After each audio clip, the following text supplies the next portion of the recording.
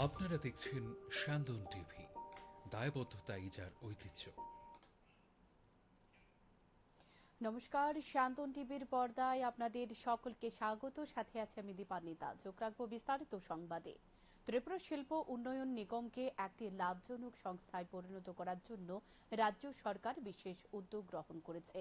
পরিকাঠামোর উন্নয়ন ও সকল আবেদনের নিরিখে দ্রুত নিষ্পত্তির মাধ্যমে শিল্পোদ্যোগীদের সহায়তা করা হচ্ছে।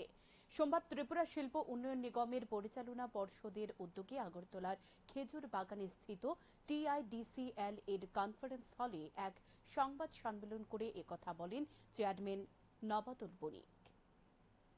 ত্রিপুরা শিল্প উন্নয়ন নিগমকে একটি লাভজনক সংস্থায় পরিণত করার জন্য রাজ্য সরকার বিশেষ উদ্যোগ গ্রহণ করেছে। 2023 সালে কর্পোরেশনের পরিচালনা পর্ষদ পুনর্গঠিত হয়েছে। পর্ষদের উদ্যোগে নিগমের বিভিন্ন নীতি শিল্প বান্ধব করা হয়েছে। পরিকাঠামোর উন্নয়ন ও সকল আবেদনের নিরিখে দ্রুত নিষ্পত্তির মাধ্যমে শিল্পোদ্যোগীদের সহায়তা করা হচ্ছে। সোমবার ত্রিপুরা শিল্প উন্নয়ন নিগমের পরিচালনা পর্ষদের উদ্যোগে আগরতলার খেজুর বাগান স্থিত TIDCL এর কনফারেন্স হলে এক সংবাদ সম্মেলন করে একথা বলেন চেয়ারম্যান নবাতুল বণিক। সাংবাদিক সম্মেলনে নিগমের বিভিন্ন সাফল্যের বিস্তারিত তথ্য তুলে ধরতে গিয়ে বলেন, এই সংস্থার বিভিন্ন ক্ষেত্রে অগ্রগতি ও উন্নয়নের বিষয়ে শিল্প উন্নয়নের ক্ষেত্রে নতুন উদ্যোগ গ্রহণ করেছে। নিগমের পরিচালনায় দক্ষতা বৃদ্ধি, বিনিয়োগ বান্ধব নীতি প্রণয়ন, বন্ধ হয়ে যাওয়া ইউনিটগুলো পুনরুজ্জীবন, অচল ইউনিটগুলোর অধিগ্রহণ ও নতুন উদ্যোক্তাদের মাঝে তা বরাদ্দ করছে। বর্তমানে নিগম রাজ্যের 13টি শিল্প এলাকাতে শিল্প স্থাপনের জন্য জমি ব্যবস্থাপনা ও বরাদ্দের কাজ পরিচালনা করছে। এর পাশাপাশি রাজ্যের বিভিন্ন অংশের আরও 7টি নতুন শিল্প এলাকার উন্নয়নের জন্য উদ্যোগ গ্রহণ করা হয়েছে। তিনি আরো বলেন, MSME স্কিমের অধীনে 237.08 কোটি ব্যয় করে এডিনগর, বাদারঘাট, ধর্মনগর ও আরকেনগর শিল্পাঞ্চলে পরিকাঠামোগত উন্নয়ন কাজ সমাপ্ত করা হয়েছে। সিঙ্গেল উইন্ডো সার্ভিস উদ্যোগ গ্রহণ দ্বারা অনুমোদিত লাইসেন্স, ছাড়পত্র, অনুমোদন ইত্যাদি একটি মাত্র ওয়েব পোর্টালের মাধ্যমে প্রদান করা হচ্ছে। এই ওয়েব পোর্টালের নাম সোয়াগত। এই পোর্টালটি নতুন আঙ্গিক, আকৃতি ও বৈশিষ্ট্য সংযোজন করে আপডেট করা হয়েছে বলে জানান তিনি। আমরা বারবার বলে থাকি যে শুধুমাত্র সরকারি চাকরির মাধ্যমে যে সহযোগী হবে সেটা কখনোই সম্ভব না একটা রাজ্যকে ডেভেলপমেন্ট করার পেছনে। তো তার জন্য আমরা বারবার উদ্যোগ নিয়েছি এই রাজ্যের বিশেষ করে যুব ভাই বোনদেরকে বিভিন্ন প্রকল্প, বিভিন্ন স্কিম তাদের কাছে পৌঁছানোর জন্য আমরা নতুন স্কিম নিয়েছি। তাদের ট্রেনিং এর ব্যবস্থাপনা বিভিন্ন দপ্তরের তরফ থেকে করা হচ্ছে। তার মধ্যে আমরা কিছু কাজ করছি, সেই কথাটা আপনাদের সামনে শেয়ার করতে যাচ্ছি। এই নিগম প্রথমে আমরা দেখলাম এই নিগমে বসে যে ফ্যাক্টরিজ গুলা বন্ধ ছিল তাদের মালিকানার সাথে কথা বলে সেটাকে কিভাবে আবার নতুন করে চালু করা যায়, বা দেখা গিয়েছে যে ফ্যাক্টরি গুলা বন্ধ ছিল আমরা নতুন সহযোগীদেরকে জায়গার ব্যবস্থাপনা করতে পারছিলাম না, তখন আমরা তাদের সাথে কথা বলে আমরা দেখা গিয়েছে যেমন বড় ফ্যাক্টরি ধরমপালের যে বড় ফ্যাক্টরি আছে সেটা জিন্দাল গ্রুপ টেক আপ করেছে এবং তারা স্টার্ট করেছে। এরকম 4 থেকে 5টা ফ্যাক্টরি আছে যে বড় সেট আপ ছিল, যাতে ফ্যাক্টরি একটা সময় বন্ধ হয়ে গিয়েছিল, তারা আবার নতুন করে শুরুয়াত করা হয়েছে। আপনারা জানেন সেই সমস্ত ফ্যাক্টরি গুলা আপনাদের মাধ্যমে নতুন করে যখন তাদের ইউনিট 1, ইউনিট 2, ইউনিট 3 যখন নতুন করে উদ্ঘাটন হয়েছে এবং প্রত্যেকটা প্রোগ্রামেও আপনারা ছিলেন। আয়োজিত সাংবাদিক সম্মেলনে এদিন এছাড়া উপস্থিত ছিলেন ত্রিপুরা শিল্প উন্নয়ন নিগমের আধিকারিক শৈলেশ কুমার যাদব সহ অন্যান্যরা। শান্তন টিভি। বিজেপি পশ্চিমবঙ্গে স্মার্ট মিটারের প্রতিবাদ করেছে, আর ত্রিপুরায় স্মার্ট মিটার চালু করতে উঠে পড়ে লেগেছে ত্রিপুরার বিদ্যুৎ মন্ত্রী রতনলাল নাথ। তিনি একজন নাছোড় বান্দা। সোমবার ভুতুরিয়া স্থিত বিদ্যুৎ নিগম অফিস ঘেরাও করে বিদ্যুৎ মন্ত্রীর উদ্দেশ্যে এই কথা বলেন সদর কংগ্রেস সভাপতি তন্ময় রায়। স্মার্ট মিটারের প্রতিবাদে বিক্ষোভ কর্মসূচি সদর জেলা কংগ্রেসের। সোমবার রাজধানী বনমালীপুর স্থিত বিদ্যুৎ নিগমের অফিসের সামনে বিক্ষোভ প্রদর্শন করে সদর জেলা কংগ্রেসের কর্মীরা। সদর জেলা কংগ্রেস সভাপতি জানান, আচমকা দেখা যাচ্ছে একাধিক চার্জের কথা বলে বিদ্যুৎ বিল বৃদ্ধি করা হয়েছে। এই অতিরিক্ত বিদ্যুৎ বিল প্রত্যাহার করার দাবি জানান। পাশাপাশি তিনি স্মার্ট মিটারেরও প্রতিবাদ জানান। তিনি বলেন, স্মার্ট মিটার নিয়ে দ্বিচারিতা চলছে। পশ্চিমবঙ্গে বিজেপি স্মার্ট মিটারের প্রতিবাদ করেছে, যার জেরে পশ্চিমবঙ্গ সরকার স্মার্ট মিটার লাগানো বন্ধ করে দিয়েছে এবং পশ্চিমবঙ্গের মুখ্যমন্ত্রী স্বীকার করেছেন স্মার্ট মিটার লাগানো হবে না। অপরদিকে রাজ্যে বিদ্যুৎ মন্ত্রী স্মার্ট মিটার নিয়ে উঠে পড়ে লেগেছেন। তিনি নাছোড় বান্দা, তাই তিনি গ্রাহকদের দিয়ে স্মার্ট মিটার লাগাচ্ছেন। ফলে মানুষের 500 থেকে 600 টাকার বিল বৃদ্ধি পেয়ে 12 থেকে 14,000 টাকা আসছে। পাশাপাশি বিভিন্ন চার্জ বৃদ্ধি করে মানুষের কাছ থেকে অর্থ আদায় করছে। দপ্তরের মন্ত্রীকে অবিলম্বে এই ধরনের সিদ্ধান্ত প্রত্যাহার করতে হবে, না হলে আন্দোলন চলবে। উল্লেখ্য, বিদ্যুৎ মাশুল বৃদ্ধি, স্মার্ট মিটার এবং বিভিন্ন চার্জ বৃদ্ধি করায় জনজীবন বিপর্যস্ত হয়ে পড়েছে, যেদিন বিগত দিনে রাজ্যের মানুষ কল্পনা করতে পারেনি। অথচ রাজ্যের গ্রাম পাহাড়ে বহু মানুষ রয়েছে যারা সঠিক সময় বিদ্যুৎ বিল প্রদান করা তো দূরের কথা, দিনের পর দিন বিদ্যুৎ বিল বকেয়া রেখে চলেছে। আবার কেউ কেউ এখনো হুক লাইন দিয়ে বেআইনিভাবে ঘরের আলো জ্বালাচ্ছে। সেদিকে নজর নেই বর্তমান সরকারের। অথচ বিদ্যুৎ মাশুল বৃদ্ধি করে সাধারণ ভোক্তাদের উপর চাপ সৃষ্টি করে চলেছে সরকার, এমনটাই মানুষের মুখে মুখে। আমরা বিদ্যুৎ নিগম বনমালী পরিস্থিতি অফিসে বিক্ষোভ কর্মসূচি পালন করছি। আপনারা সবাই অবগত আছেন যে গত মাসের বিলের সঙ্গে বিভিন্ন ট্যাক্স লাগিয়ে, যেমন সানরিস, ডিউটি চার্জ, ফিক্সড চার্জ বিভিন্ন নামে অভিভূত করে তারা 500 থেকে 700 হাজার অবধি তারা বাড়িয়ে দিচ্ছে প্রত্যেকটা বিলের মধ্যে। একদিকে লোকের ক্রয় ক্ষমতা তলানিতে ঠেকেছে, পাশাপাশি বিদ্যুৎ ভোক্তাদের আগাম না জানিয়ে তারা খুশি মতো বিভিন্ন বিল বাড়িয়ে দিচ্ছে। আমরা সদর জেলা কংগ্রেসের পক্ষ থেকে তীব্র প্রতিবাদ জানাচ্ছি এবং উপরোক্ত বিলটি যাতে বাতিল করা হয় তার জন্য আমরা দাবি জানাচ্ছি। লক্ষ্য করছি যে স্মার্ট মিটারের নামে আমরা বিগত 2-3 বছর আগেও দেখেছি অটোতে মিটার লাগানো হচ্ছে, লক্ষ লক্ষ কোটি কোটি টাকা তারা অটো রিক্সার থেকে নিয়ে গেছে, কিন্তু কাজের কাজ কিচ্ছু হচ্ছে না। এমনি আমাদের স্মার্ট মিটার, আমরা ডাল মে কুচ কালা হে, আমরা গন্ধ পাচ্ছি। সেই জন্য উনি স্মার্ট মিটারের দিকে ঝুঁকছেন, উনার দ্বিচারিতা। কারণ পশ্চিমবঙ্গে আমরা দেখেছি যে বিজেপির মন্ত্রী উনি প্রতিবাদ করছেন যে স্মার্ট মিটারে বিল বেশি ওঠে, কিন্তু আমরা লক্ষ্য করছি পশ্চিমবঙ্গে যখন স্মার্ট মিটার বন্ধ হয়ে যাচ্ছে, মানে মুখ্যমন্ত্রী যখন স্বীকার করছে যে লাগাবো না, কিন্তু আমাদের এখানে আমাদের বিদ্যুৎ মন্ত্রী উনি নাছুরবান্দা, উনি স্মার্ট মিটার লাগাচ্ছেন। শান্তন টিভি। ভয়াবহ অগ্নিকাণ্ড থেকে অল্পের জন্য রক্ষা পেল আমবাসা বাজার। ঘটনার বিবরণে জানা যায়, আমবাসা বিদ্যুৎ নিগম অফিসের বিপরীত দিকে একটি ক্যাবেল কন্ট্রোল রুম রয়েছে, তাতে আচমকা আগুন লেগে যায়। বিষয়টি প্রত্যক্ষ করে স্থানীয়দের মধ্যে শুরু হয় দৌড়ঝাঁপ। খবর দেওয়া হয় দমকল কর্মীদের। দমকল কর্মীরা এসে আগুন আয়ত্তে আনতে চেষ্টা করলেও কন্ট্রোল রুমে বেশ ক্ষয়ক্ষতি হয়। পাশাপাশি আরো বেশ কয়েকটি দোকানে আগুন লাগার কারণে ক্ষতি হয়। জানা যায়, অল্পের জন্য বেঁচে যায় আমবাসা বাজার সহ আশপাশ এলাকা।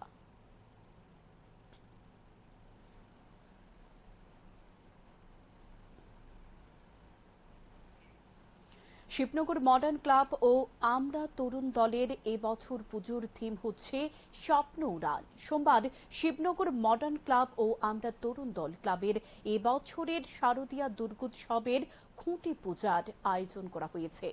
উপস্থিত ছিলেন সাংসদ রাজীব ভট্টাচার্য। তিনি বলেন, আগে বিভিন্ন ক্লাব পেশি শক্তির দিক থেকে প্রতিযোগিতা করত, বর্তমানে ক্লাবগুলো সামাজিক কর্মসূচির ক্ষেত্রে প্রতিযোগিতা করে।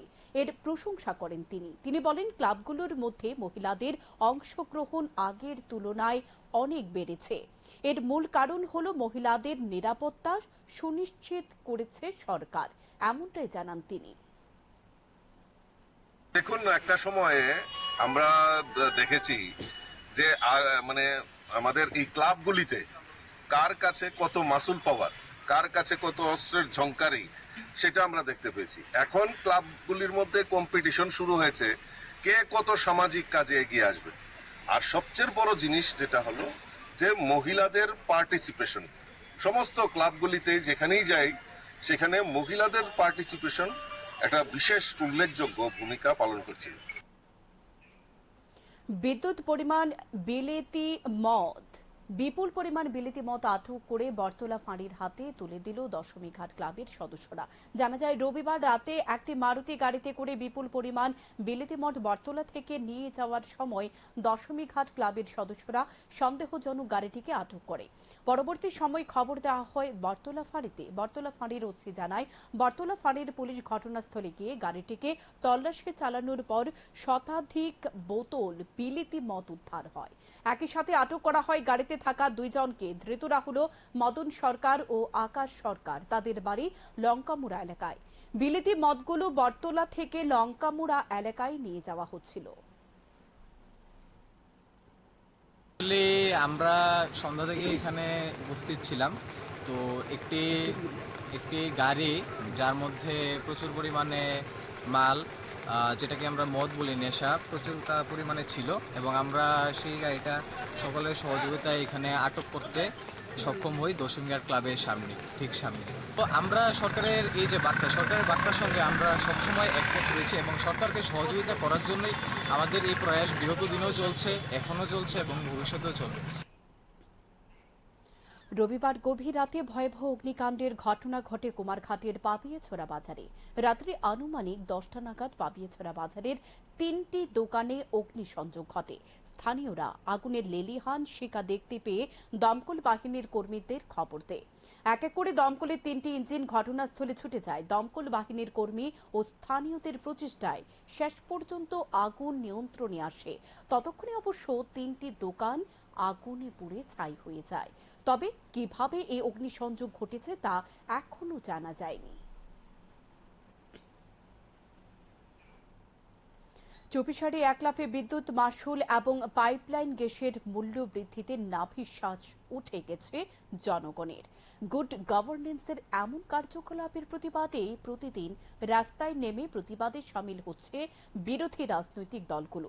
সোমবার রাজ্যের বিভিন্ন মহকুমায় কংগ্রেসের পক্ষ থেকে বিক্ষোভ কর্মসূচি সংগঠিত করা হয়।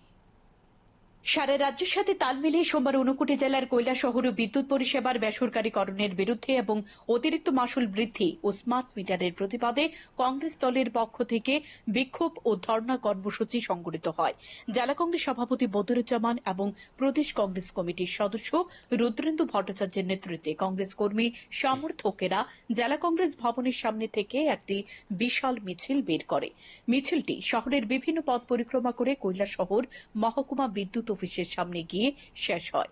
সেখানে বিক্ষোভ ও ধর্ণা শুরু হয় সাই কম্পিউটার্স নামক বেসরকারি বিদ্যুৎ পরিষেবা প্রদানকারী সংস্থার বিরুদ্ধে। জেলা কংগ্রেস সভাপতি বদরুজ্জামান বলেন, 2018 সালের বিধানসভা নির্বাচনের আগে বিজেপি প্রতিশ্রুতি দিয়েছিল 50 ইউনিট ফ্রি বিদ্যুৎ দেবে, কিন্তু আজ বাস্তবতা হলো সে প্রতিশ্রুতি তো দূরের কথা, তার উল্টো পথে হেঁটে মানুষকে জোর করে স্মার্ট মিটার বসিয়ে দেওয়া হচ্ছে এবং অস্বাভাবিক বিদ্যুৎ বিল চাপিয়ে দেওয়া হচ্ছে। একটা সম্পূর্ণ জনবিরোধী ও প্রতারণামূলক কাজ। কংগ্রেস দল এর প্রতিবাদ জানায় এবং দাবি করেছে অবিলম্বে অতিরিক্ত বিদ্যুৎ মাশুল ও স্মার্ট মিটার বাতিল করা, পাশাপাশি রাজ্যের সমস্ত পরিবারকে মাসে 200 ইউনিট পর্যন্ত বিনামূল্যে বিদ্যুৎ সরবরাহ করতে হবে, না হলে বৃহত্তর গণ আন্দোলনে নামতে বাধ্য হবে কংগ্রেস। এই সরকার প্রতিষ্ঠিত হওয়ার পর প্রথমে কৈলাসহরের সাব ডিভিশনকে একটা অথর্ব সাই কোম্পানির নামে সেই সাই কোম্পানির সঙ্গে চুক্তি করে সেই সাই কোম্পানির হাতে হস্তান্তর করে দেওয়া হয়েছে, যার কারণে কৈলাসহরে সবচেয়ে করুণ অবস্থা বিদ্যুৎ পরিষেবা।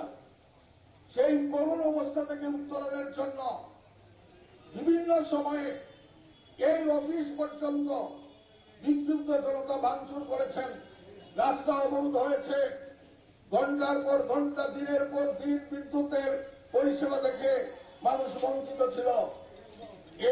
এই সব ব্যাপারে থেকে উত্তরণের পথ না খুঁজে রাজ্যের ভারতীয় জনতা পার্টি পরিচালিত জোট সরকার আমাদের এই রাজ্যে স্মার্ট মিটার চালু করার ব্যবস্থা নিয়েছে।